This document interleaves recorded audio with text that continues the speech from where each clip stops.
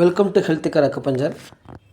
இன்றைக்கி நம்ம பார்க்குற தலைப்பு வந்து சுகர் பேஷண்ட் அவதிப்படுறவங்க, சுகர் பேஷண்ட் வரக்கூடாதுன்னு நினைக்கிறவங்க, அவங்களுக்கு உண்டான இந்த வீடியோ.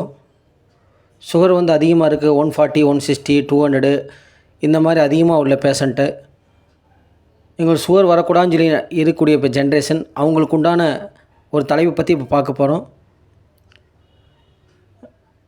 சைனீஸ் ஆல்கான் கிளாக்டரின்படி இந்த காலையில் 9 to 11 இந்த நேரம் வந்து ஸ்ப்ளின் மண்ணீரல் நேரமாக இருக்கிறது. இப்போ மண்ணீரலோட ஃபங்க்ஷன் நமக்கு என்னென்னா, நம்ம டெட் செல்லாம் வந்து அதை கலெக்ட் பண்ணி அதை ரீப்ரொடியூஸ் பண்ணுறது அதோட வேலை. நெக்ஸ்ட்டு வந்து பி செல் டி செல்னு சொல்லி அந்த 2 செல் க்ரியேட் பண்ணுறதுல முக்கியமான பங்கு வந்து இந்த மண்ணீரலுக்கு இருக்குது. இந்த பி செல் டி செல் வந்து இம்யூனிட்டி பவர் உண்டாகக்கூடிய முக்கியமான ஒரு பகுதிக்கு உண்டான செல்லு தான் இந்த பி செல் டி செல். இப்போ இந்த நேரத்தில் நம்ம என்ன செய்யணும், கம்பல்சரியாக நம்ம ஃபாஸ்டிங் இருக்கணும். இந்த 9 to 11 கம்பல்சரியாக ஃபாஸ்டிங் இருக்கணும்.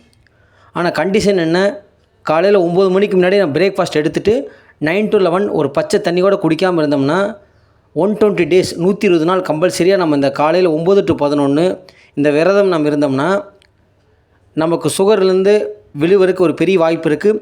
சுகர் வரக்கூடாதுன்னு நினைக்கிறவங்களுக்கு அது மிகப்பெரிய ஒரு ஆப்பர்ச்சுனிட்டியாக இருக்கிறது.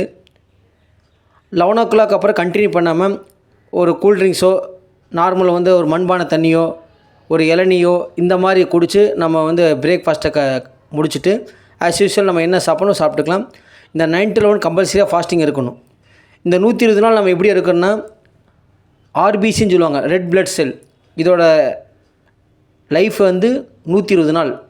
இப்போ இந்த 120 நாள் நம்ம ஒரு விஷயத்தை நம்ம ஃபாலோ பண்ணும்போது நம்ம லைஃப் லாங்காக நமக்கு வந்து அது வந்து விஷயத்தை நம்ம ஃபாலோ பண்ணுற ஒரு பெரிய வாய்ப்பாக இருக்குது. இதை கொண்டு நம்ம சக்கரை நோயிலேருந்து வெளியே பெரிய வாய்ப்பாக இருக்குது.